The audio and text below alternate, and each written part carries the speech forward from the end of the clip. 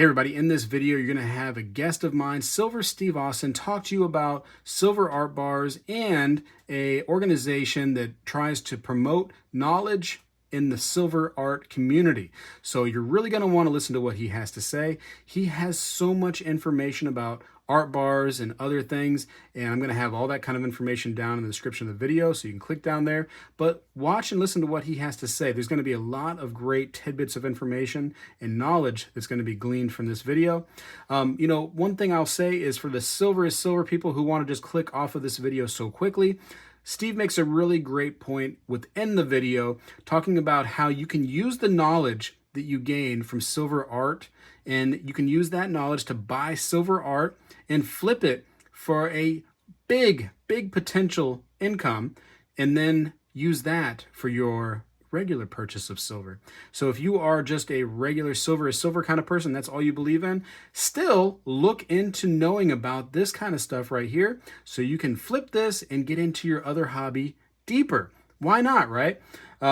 Listen, without further ado, I want to talk to Silver Steve Austin right now. Hey everybody, I am Spegtacular, the Silver Stacular. I'm here with Steve Austin, president of IASAC. He is the bar father. That's what people call him. He is the guy that knows about your silver art bars and much more. Been in the hobby for a long time. And he's also, like I said, the president of IASAC. I want him to explain kind of silver art bars to you all, why they're awesome, kind of like maybe some like minor things you can even look out for when you're out there shopping around your favorite coin shops and pawn shops and bullion shops, and also about IASAC. Steve Austin, I want you to have the floor and introduce yourself and everything. Please go. All right. Well, Jesse Speg knows me, so he knows I can't quit talking. So, that's like, they did it over under on one of my presentations, and, over under an hour. My God, they had me scheduled from 9 to 5 that day. They know me. But anyhow, I'm Steve Austin on Instagram, Silver Steve Austin. If anybody needs any help with anything, information, whatever, just reach out. I try to help out whenever possible. Same with Speg, same with the community. Great community. That's the first thing. The people. You know that? I mean, that, Speg, the people. That's the first thing. And then the artwork, then the collecting, on and on and on. We all know this. I mean, and the newer people, as they get into it, you have to learn that. Hopefully not the hard way. Always get references, okay?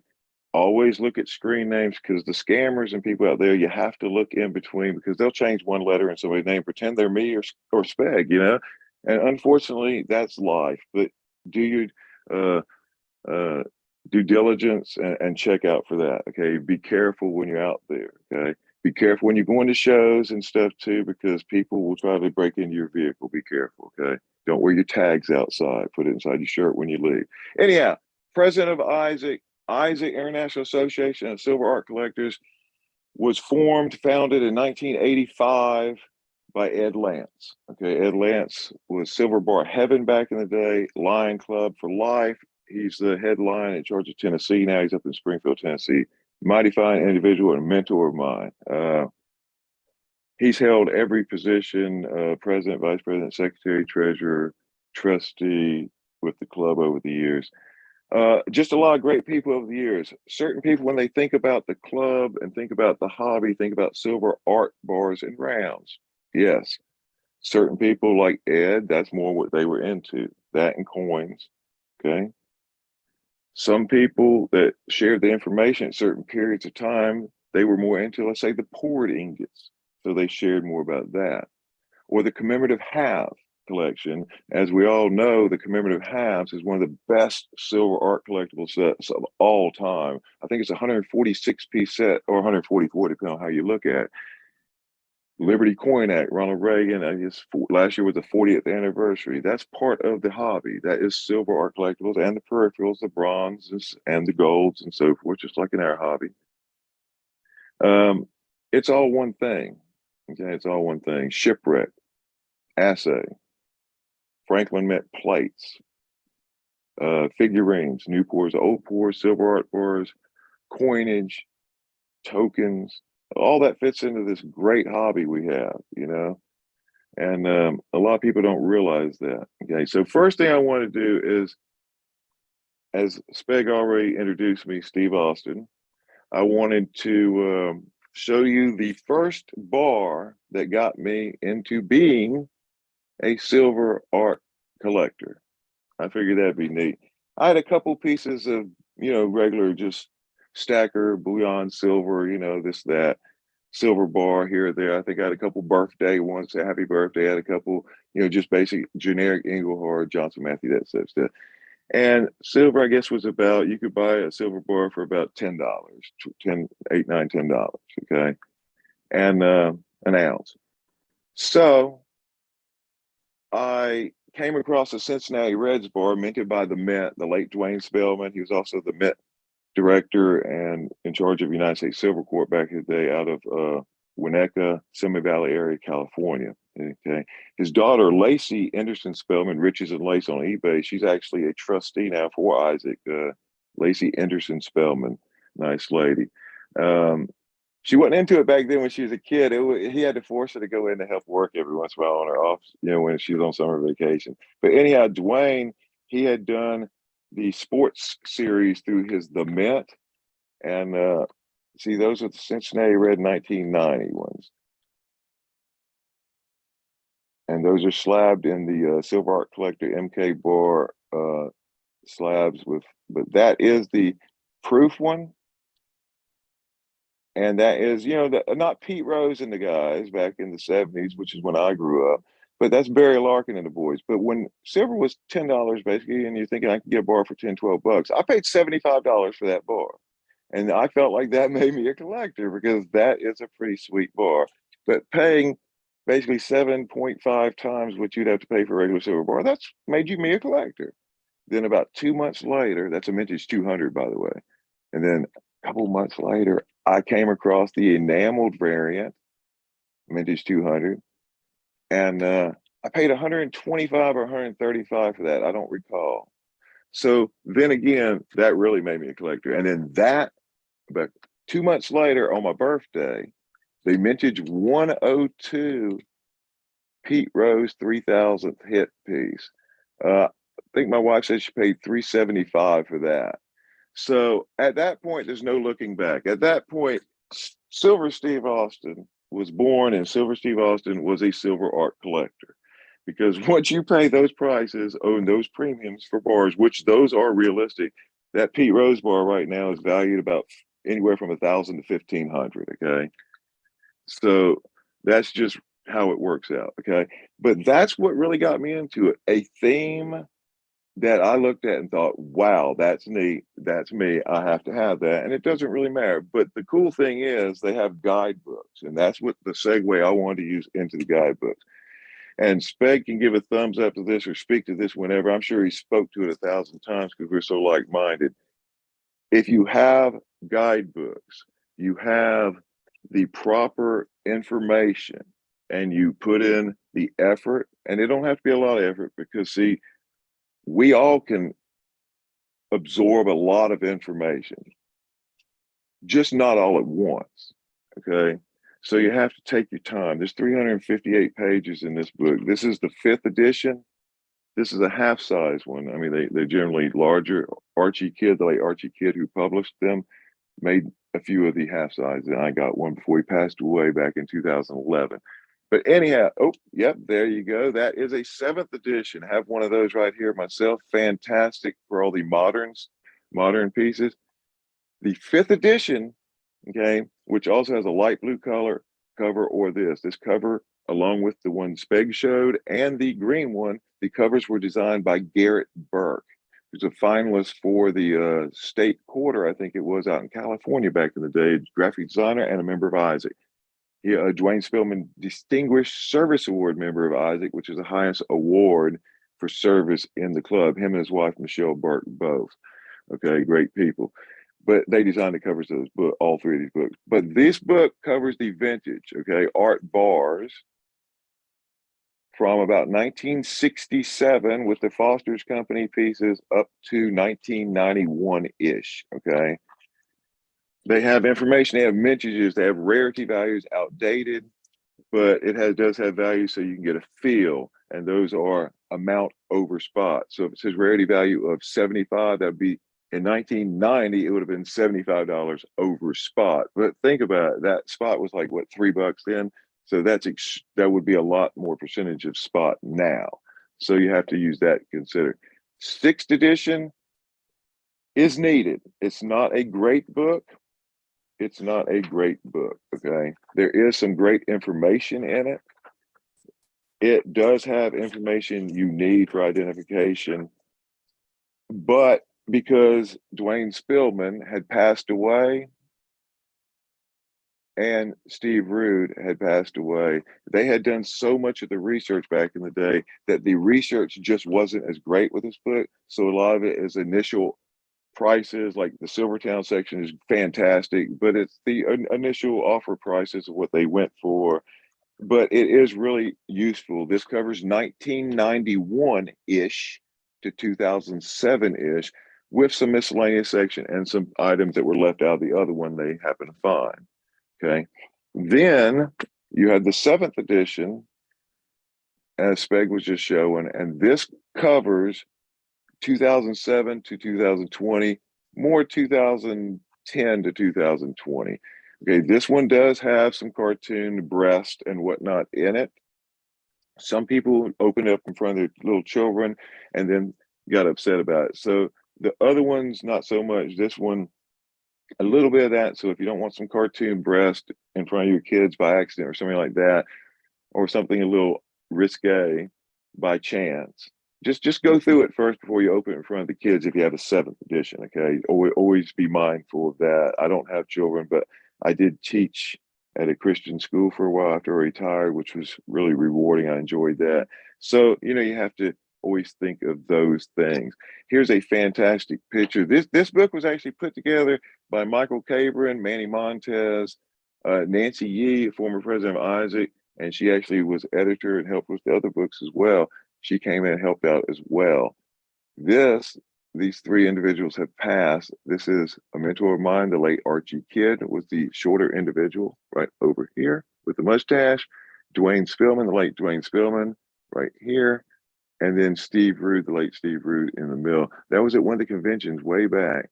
And they were discussing a guidebook, actually.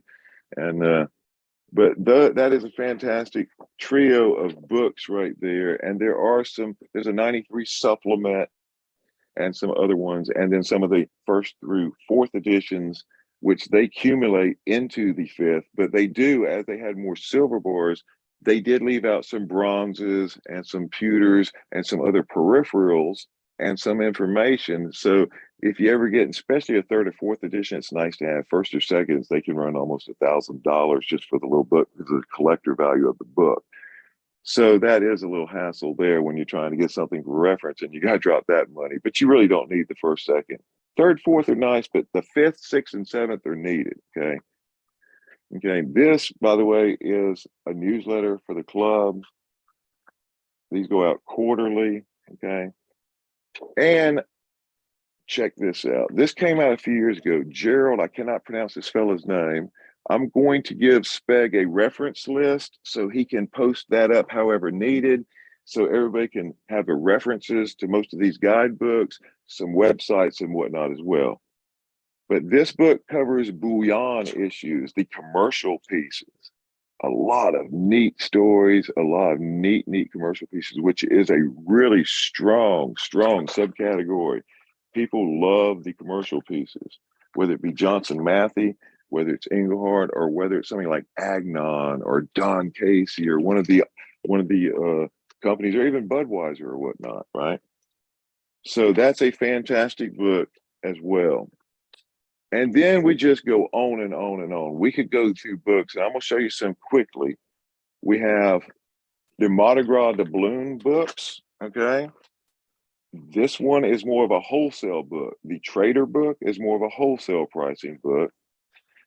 This one is more of the retail. That's how you would use them, wholesale retail. No pictures, but you can go to Crescent City doubloons. You can look at a lot of pictures. These have the catalog from the silver all the way down to the aluminums, okay? H. Alvin Sharp, that is my next segue. H. Alvin Sharp invented the Mardi Gras doubloon. He was a Kentuckian. He ended up being a merchant marine, seeing the world. He settled in New Orleans. He liked the nightlife. He liked to boogie. He liked to do all that stuff. And he was a die cutter. He was a silversmith, and he used to do cool stuff like jewelry or a chalice. That's an H. Alvin Sharp hand cut. He did hand cut all of his own dies. I mean, and so forth. That is a very, very rare chalice he made. That is another one over there as well. But he actually invented the monograph bloom, which was self-serving for him because he was a die cutter. I mean, that's more business, right? A whole bunch of different crews all of a sudden ordering stuff through him. But he walked into one of them. I forgot which one it was. It might have been Jason, Elks, or Poseidon, one of them possibly. And he walked in and he said the idea, and the guy said, "You're gonna put somebody's eye out. You can't throw stuff like that off of a float. You're gonna hurt somebody." So he goes back, stamps out a whole bunch with those little aluminum ones like they do throw up, walked in with a big armful, threw them on the guy a couple weeks later. And that's how it was born. The guy said, "Let's do it." And then all of them started doing it. There are guides on the Mardi Gras doubloons for New Orleans crews. If you get the Mississippi and the Mobile, Alabama, not so much. That's why those do not really have much extra premiums as opposed to the New Orleans cruise. Okay.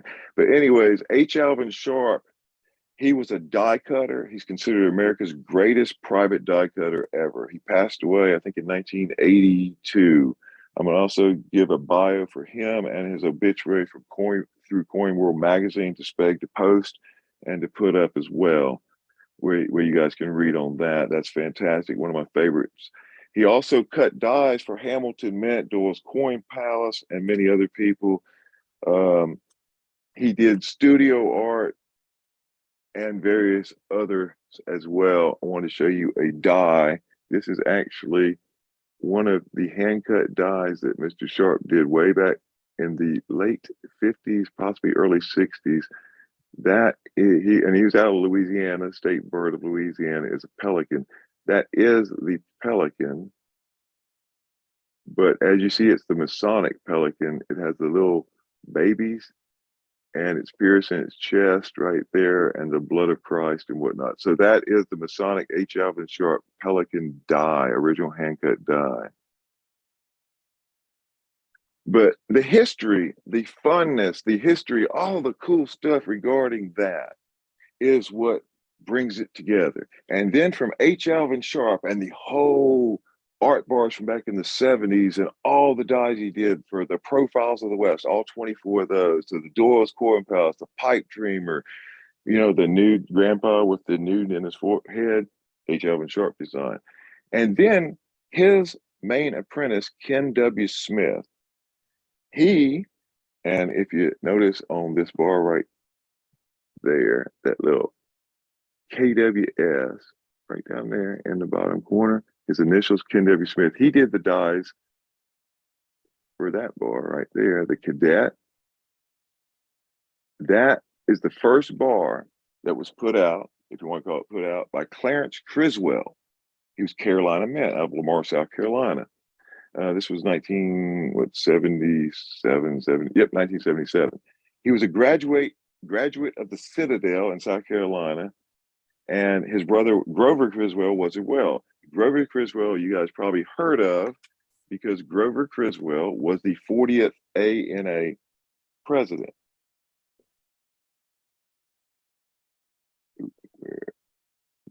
Yep, there we go. A little bit better. Grover Criswell.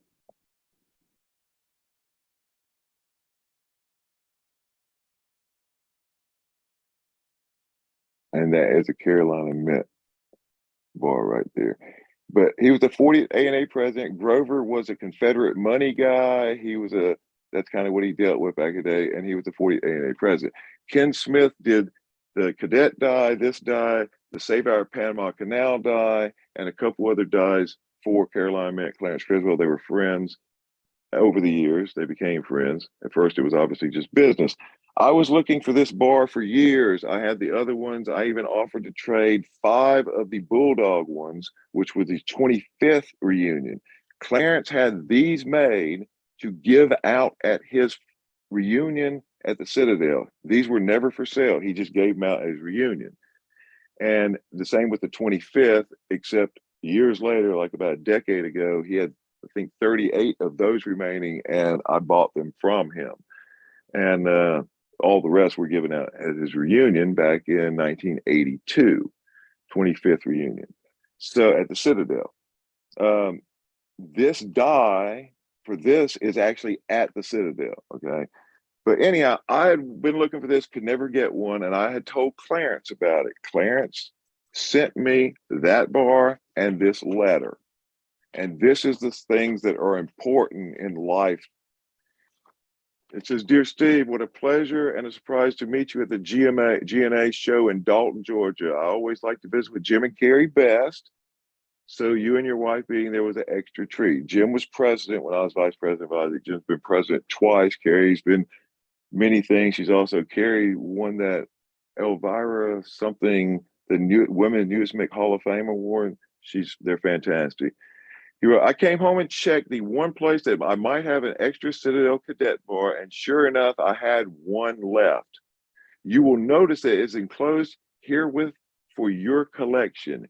You sure do not want to trade 5 bulldogs for one." He was messing with me because he knew I'd offered that. "Here's the deal on this bar. It is a gift to you, but I want you to help out IASAC Club any way you can. I am at an age where I cannot do much anymore, and the club needs smart, active collectors like you. When you need anything, send a message to me, use my email, and save the postage. As always, and it is and has been a pleasure to know you and deal with you. Blessings, Clarence." Okay. That means a lot. That is what drives me to help people and to help the club more and more. He's 87 now, okay? He's still around. He's on Facebook, Clarence Criswell. Everybody drop him a line. Say hi. Say thank you for all you did, okay? He's did a lot for the hobby. A majority of the data that came from Ken Conaway's websites for all the 5-ounce silver ingot bloods that went through Tom, most of that information originally came from Clarence, okay? Then myself and Tom and Ken expanded a little bit, but Clarence is the one that had a lot of that back in the day, okay? A lot of stuff, him, Steve Root, all these guys, man. These guys are the cornerstone. They're the Mount Rushmore, okay? So never forget them. That's providence to our history, okay? I forget the name of the fella. I'm so sorry, Jesse. But the coin dealer that you speak to on a regular, that you go into his shop, everybody knows who I'm talking about. But he's another one. There are people like that around this country that they are invaluable. Those people are so, so important.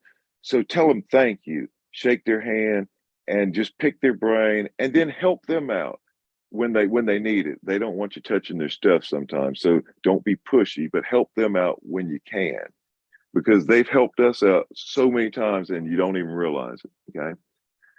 Also, I told Speg I was going to make this somewhat a debut on his. I made a discovery, and it's related to the Unusual World Coins books by Krause Publications. Most of you guys know that I have collected for a long time the Indian Bombay ingots. Some of them are more commercial, some of them are more government equivalent to our government assay bars, Central Bank of India pieces and whatnot, okay? So I'm going to show you this in the book for a moment, and then I want to show you an exciting discovery here. This is an Unusual World Coin book. And see the Tolases, the 25 Tolases, the 5 Tolases, all the stuff under India. Okay, the NGC, PCGS, all them, they grade them. Okay, they do. They grade them. You can search them out and they'll grade them. But what they are unaware of is that there are different types. They think they're all one type. Okay, I've held enough of them and I've made a discovery now, not just one, not just two, but multiple types. Okay, so these, for example, are the 5 Tolas, and the same goes with the 25 Tolas and the 10 Tolas. 5 Tolas Gateway of India pieces, that's what these are. They are from approximately 1949 to the early 60s. Okay. These 5 Tolas is 1.875 troy ounces. Okay. Each one of those would be 1.875 troy ounce. Okay. But right here on this one, for example, in the die where it says silver, you can see that that font is noticeably smaller than that font. See, the font silver and silver, that's in the die. This is basically poured and then stamped with a coinage die. That's out. That's out. So that's in a die. That's outie. Okay. So those are out. That's noticeably larger. So the smaller one is rare. That's really rare. About 80% of the population is the type 2 with the larger font. The type 1 seems to make up about 6 to 8% of the population. All of these have I'll show you, talk about reverse in a minute. But anyhow, small silver in the font is type 1, larger silver in the font is type 2. A type 3 has, oops, wrong one. Hit the button. Sorry about that, everyone. Anyhow, a type 3 right there has no font in the silver at all. There's nothing in there. Okay, there's nothing in there at all. And up where it says 9990, see how on these it says 9990. Up here they stamp the last 2 digits in individually. Okay, they stamp the last 2 digits in individually, and that is 90. Those are test or assay pieces, and that's a type 3. Down under it, there's a type 3B where it actually has none, but it's stamped 91 where it assayed out. Okay. Then a type 4 that literally just says nothing down there and it says 9955. I speculate that that could be the base of these, and it just made it out without being assayed, and was it stamped over, but we're not sure on that. Okay, as far as reverses, on reverses, they all have galleon reverse, which means non-inverted. You know, a coinage reverse is inverted. There has been one type 2 found with an inverted reverse, one known example, and 2 known examples of 995.5. Okay, it seems that type 2s are about around 80%, type 3s the next at about 10%, with most of that being the 90, then the type 1, and then the type 3A, only a handful of examples of those. Okay, but anyhow, we're making sure, oops, and my new little logo, I did. Well, I didn't do that for it. I added some stuff to it. But anyway, that was neat. But wanted to share that about the different types that we've discovered. And that's up all over the place. I've shared that around a little bit for the pictures, but hadn't really explained it. But I'm gonna make that available to Speg as well. Okay, so he can put that up and do what's needed. Also, so pay attention to Speg as well. On behalf of the International Association of Silver Art Collectors, Speg's going to also be coming up with some way to give away this 2013 IASAC Portland convention piece. It's a 1 troy ounce 99 silver collectible, and the Minnesota bronze from that convention. These are going to be made available to him on behalf of the International Association of Silver Art Collector, and he's going to do some neat giveaway for his viewers, whether it's a trivia question, whether it's just something out of the goodness of his heart, whatever he decides is fine. Okay, so I wanted to go over all that right there, and then after that, I wanted to touch on pores a little bit, and I wanted to show you guys this. Everybody knows about Johnson Matthey and Engelhardt if you're around long enough, so I want to show you one of the really cool Johnson Matthey poured sets. That's the JMC, Johnson Matthey Canada. This is the one that has the 3, the 4, the 5, the 7, and the 10 in a case. They also came in a little wooden case also that was, instead of horizontal, vert. And I've seen a few other variant cases where it had a 4-piece case, and even I've seen one that had a 20-ouncer in it once. That would be really sweet. But anyhow, that is pretty neat. Very expensive nowadays, but really, really neat. Okay.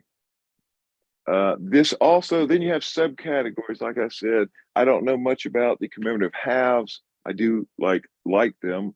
Our treasurer, Mike Gilberg, he's Gibby CPA on Instagram.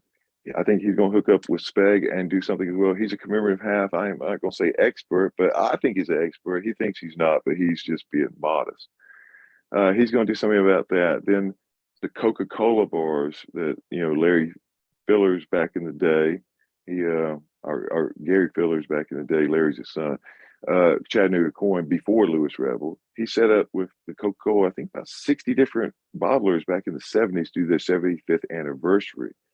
Keep an eye out for Clarksville. That's a $3,000 an ounce bar. Okay. There's also a whole bunch of other $500+ an ounce ones of them. And I'm going to give you guys a little tip right now. Anytime you find a Coca-Cola ingot, a 75th or 100th anniversary, couple like Springfield, no matter if it's one like Atlanta, Chattanooga, or Louisville, even if those are the ones that cost $40 to $50 a piece, right? If you pick up a Coca-Cola bar and you look at the rims, if you see, instead of where it says 999 silver, if it says sterling silver filled, it's worth a lot of money because that's on one of the worldwide mint sterling silver filled planchets. Okay. That's not a normal one. That's real rare. So if it says sterling silver filled on a Coca-Cola bar, it's worth at least $500. Don't matter what city, it could be worth $2,000. Okay. If on the rim it doesn't say anything, Salem Rolla and a couple, they're like $400 or $500 bars anyway, so it doesn't really matter. But even the common, any of them, if it doesn't have a serial number or nothing like that, it's a test piece. It's worth at least $500. Okay.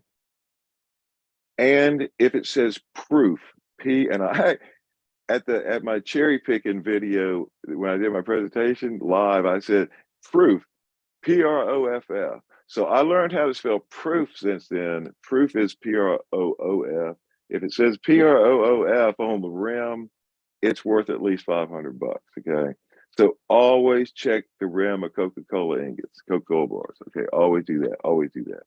Because you never know. That sure will help you buy a lot of silver, even if you're not into collectibles. Think about that. You go buy a silver Coke bar for $35, $40. You get home, it's worth $500. You sell it to somebody for $450, they get a real good deal. You know how much silver you can go down to your LCS tomorrow and buy with that $450 you made? Hey, you just got a big old stack of silver for $35.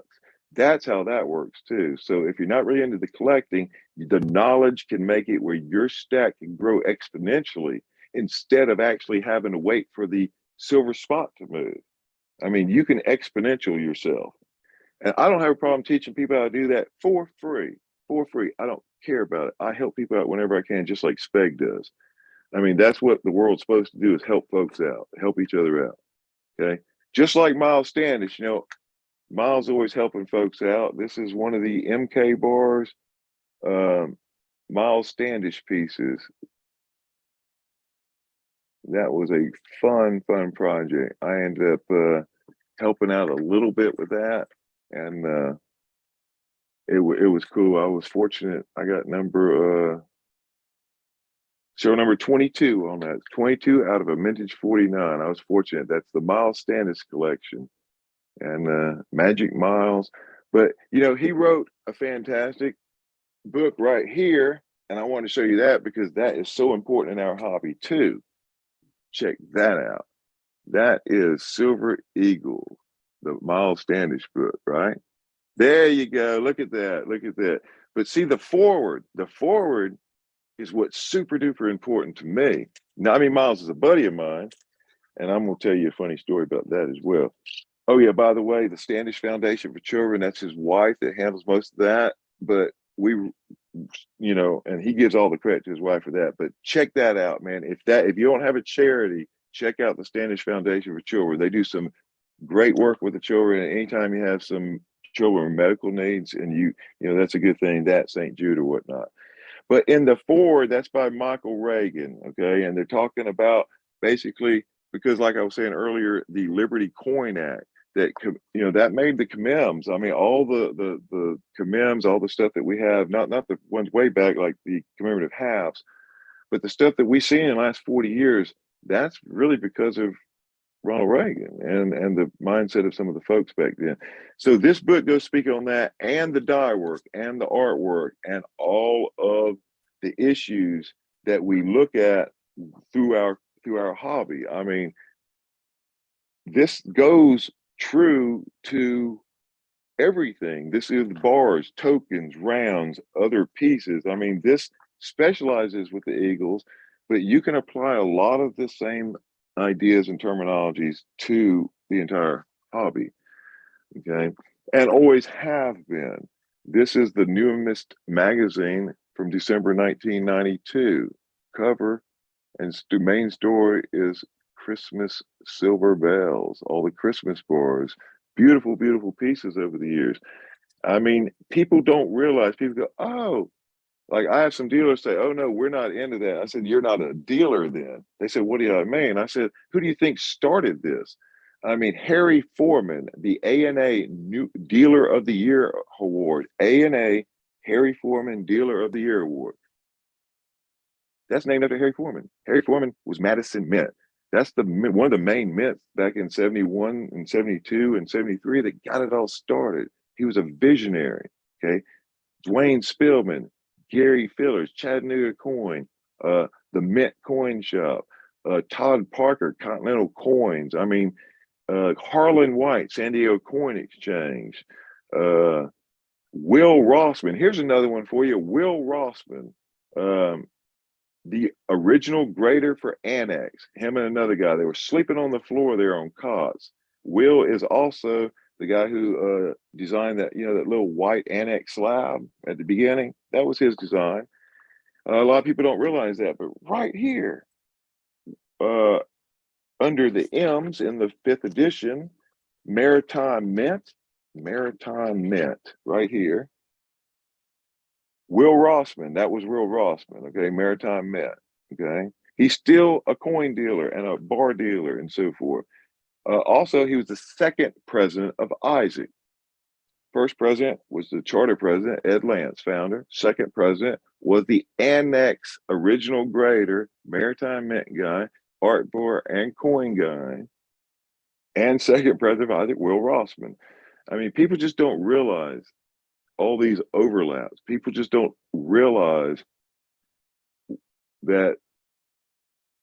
Well, as Miles said down in Orlando a couple of years, Miles Standish, he said from about 1890 to now, the ANA has about 22,000 members. And IASAC, honestly, he said IASAC should be the parent organization because we truly cover it all, where they really cover just a niche. But people get confused and think it's the other way. But we're a nonprofit. We don't get paid anything at all. And we just try to do the best we can. And the members share content. We try to put in work, and we don't care about membership like that. The only reason that I care about membership at all is because it costs money to get the newsletters printed and sent out to folks. So this year, the board spoke about it and have a lower membership for IASAC if somebody just wants to receive a PDF and not actually have the newsletters printed and mailed to them. A few people took that, but most people like to have the book because you can absorb more when you have a book and you can keep it. And it's not just a little newsletter, it's a nice little book, usually 40 to 55 pages a quarter. So that's nice there. But I wanted to go through a couple cool things here. I wanted to go through again some of the magazines. That's an old magazine. Look, that's way back. That's from November 1973. Look at that. Coinage magazine. I mean, just so much stuff. A lot of cool articles. And the Franklin Mint pieces. People don't realize the beauty of some of that. I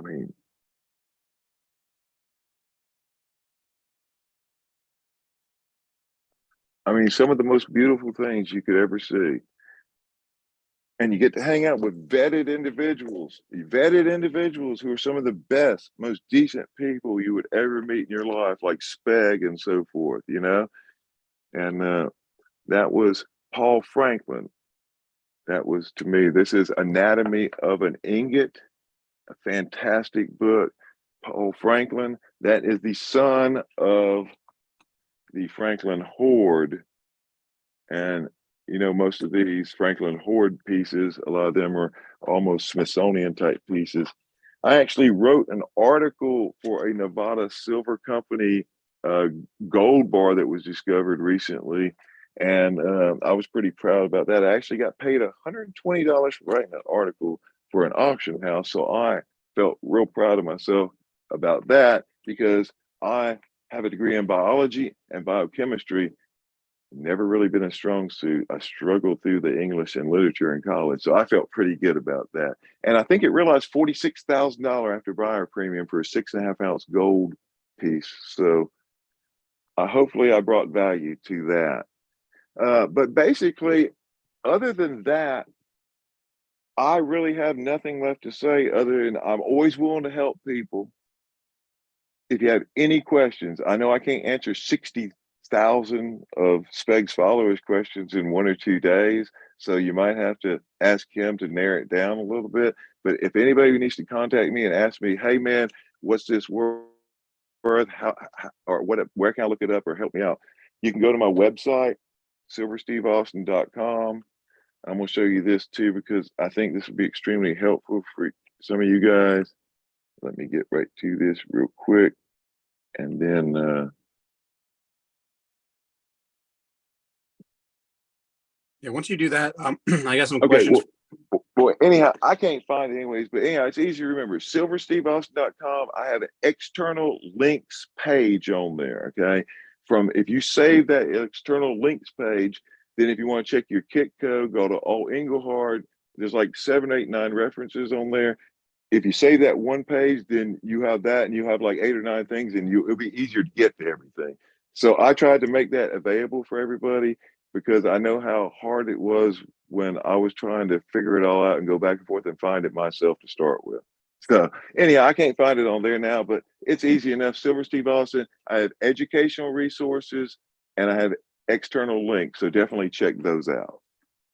And Steve, you're going to give me, as much information that you can and links so I can put it down in the description below this video so people can just click on stuff. IASAC, all right, International Association of Silver Art Collectors. You're the president. What is kind of the real benefit in a short sentence or two to people that want to join that? Okay. First off, it's thesilverbugle.org. Okay. Thesilverbugle.org is the website. The .com is up. We have no control of that. We can't get it down. We're trying. It's outdated. .org is us. Okay. The real benefit is newsletters, obviously, the being able to keep in touch with other collectors, and especially the old timers who aren't on social media. The old timers at the conventions and getting together with them, like Will and Ed and Walter Thomas and Doug Jennings and Sandy and Dave Belcher and Garrett Michelle Burke. These people, when you get to rub elbows and pick their brains as part of their club, man. I'm just a dude, man. As part of their club, right? Unfortunately, Dwayne Spillman and all them guys are around. But when you get to share information with them, touch base with them, be part of their group, so to speak, that's the benefit to me. I mean, I'm being honest with you, man. That's the benefit, man. For 20, $30 a year, I get to rub elbows with Clarence and all these people and become friends with these people and be mentored by these people. That's my benefit for it. And then my other benefit is you younger guys than me, you guys get to teach me about stuff like this. So then I can reach out even better. And then we get to be conduits with the old people to help teach them the stuff that we know. And they get to teach us the stuff they know. You see what I'm saying? So that's what I consider the true benefit, man. Honest to God. It's knowledge, Steve, right? I mean, you're getting all this knowledge for pennies, like you said. And that's what's you're getting here. You're getting just so much information through and, Isaac. and dinners with these old people, and hugs from these old people, and smiles from these old people.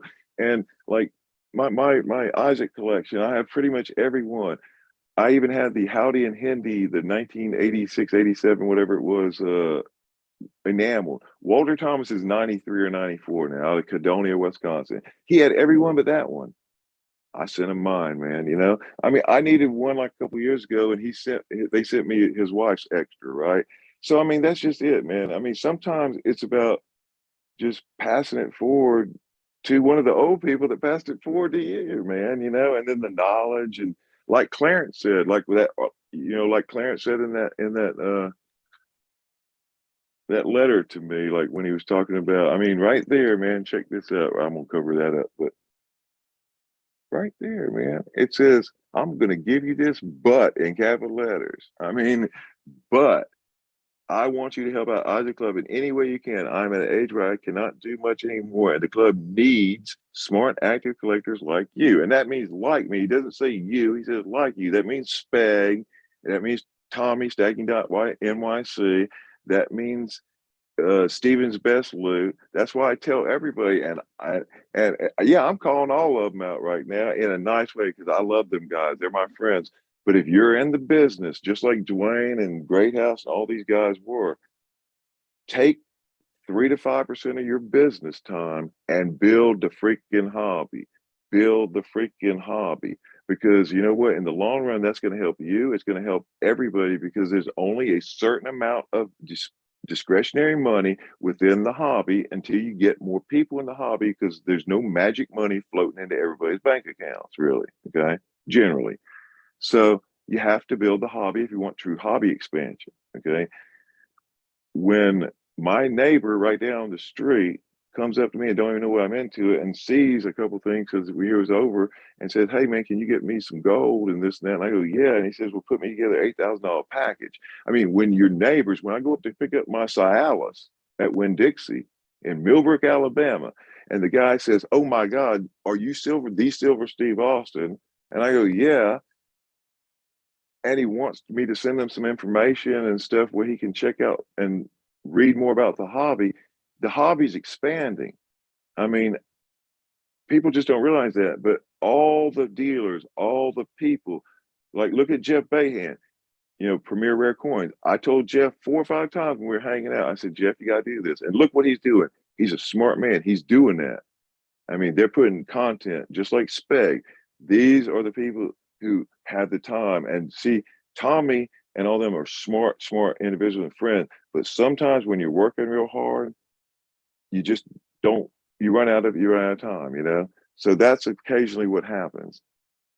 Well, to your point, we're going to use Premier Rare Coins for a moment. So, he's been very into like the shipwreck stuff right now. And you can tell somebody, man, shipwreck coins are cool, and that's great. But when you start, explaining the particular coin, you start giving the history, and there's that fantasy that goes along with it about what happened during that time. And people can use their imagination going like, wow, that coin means so much more now. Now you've opened up the hobby. You've just expanded it so much because people go like, wow, that's a cool coin. I have some explanation now about what it even is. Oh yeah. And see, that's the content.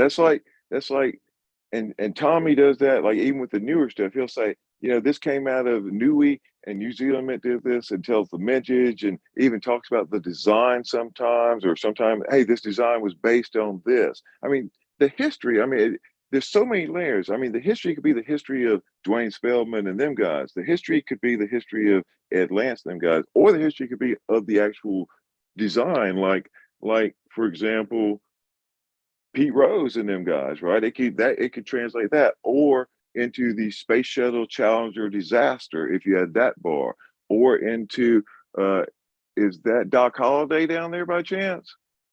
Of course it is. Well, I mean, right there. I mean, a grown-up and/or a child could use that as a conduit to learn a heck of a lot about history right there, and the beauty of the piece, and that has some major appreciation. That's an expensive piece right there. Yeah, that's a pretty freaking nice piece right there. Yeah, that's a David Hill. see that David Hill, that where it says DHTOM and the code. Stephen Kidd, late Archie Kidd's son, actually got mad at me. For years he didn't like me. We're kind of buddies now, but he got mad at me because right when his dad was passing, Ivan Rash, Rainbow Mint, the late Ivan Rash, late Archie Kidd, and myself tried to figure out how to come up with a coding system for aftermarket enamels where you could tell the difference and know that it was aftermarketed and done like not by Silvertown, for example, or not by Beck's. So that's what that is. It has the locker prefix. So let's say you had Silvertown-7, the proof, but let's say Speg enameled it. It would be SPEG-ST-7 and then put the EN on the end of it. You see what I'm saying? And you could have the serial number in there as well if you wanted to. But that's actually what was formed. And Steven's like, well, that's not in the books. My dad, and I showed him the emails finally and said, hey, Ivan and your dad was actually going over this. He goes, oh.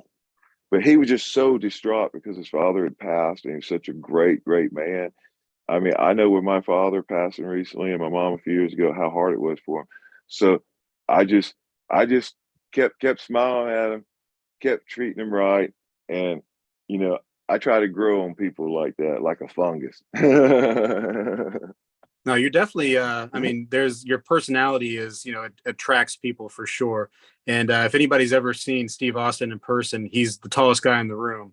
I remember going to a show and I could identify you from pretty far away because you just stood out in the crowd. First time we met in person was down in Orlando at Fun Show, wasn't it? Yes, it was. Yes, sir. Actually, we're going to be down there in July. Are you going to be stopping by, you think, for a bit? I'll come see you guys. Absolutely. We're going to have an Isaac table. Not quite sure about which table it is at the moment, but Isaac will have a table down there. I'm going to be around, I guess, Wednesday, Thursday, Friday. We'll take off Saturday. Jordan Kaplan, he's a trustee for Isaac now. He's going to be down there with us as well, helping out. He'll be down there Saturday. So that's fun. And then the Isaac convention for 2023 is going to be this year in Pittsburgh at ANA in conjunction with ANA. So in August. So that's going to be the official Isaac convention.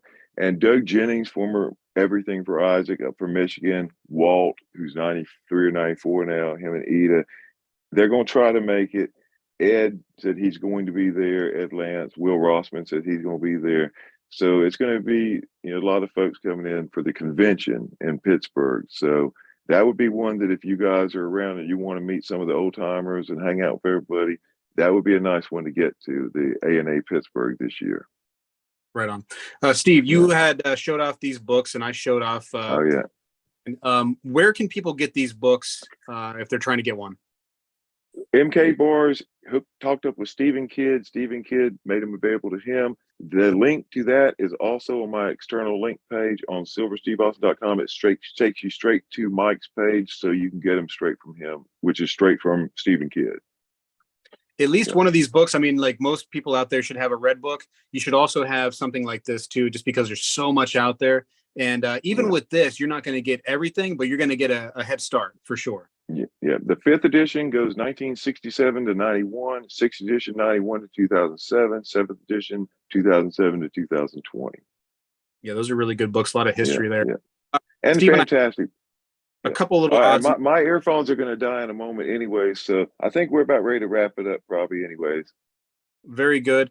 I want to definitely pick your brain in the future. I want people to understand that there's a lot of information in this video. If they've come this far into the video, they definitely know that for sure. There's a lot more out there. So I don't want you to be a stranger. I want you to give people the knowledge. Yeah. And you said you're going to give me a lot of links. Also check out Steve Austin on like Instagram if you guys have that, because there's many times that he'll go on there and do live shows and you have some bars for sale, but you give out so much information while you're doing that. And that's all free. I've never actually given you a dime on those, but I ask you all kinds of questions and you have all the answers and it's free. It's available. That's the fun part, man. The only reason I started selling any of it on there was when I was showing somebody said, well, you got 4 of them. Why can't I have one? I'm like, well, let me look it up, I mean, but the fun part is this stuff, man. I mean, the other's kind of peripheral. I mean, I was a biochemist, man. I mean, this is fun.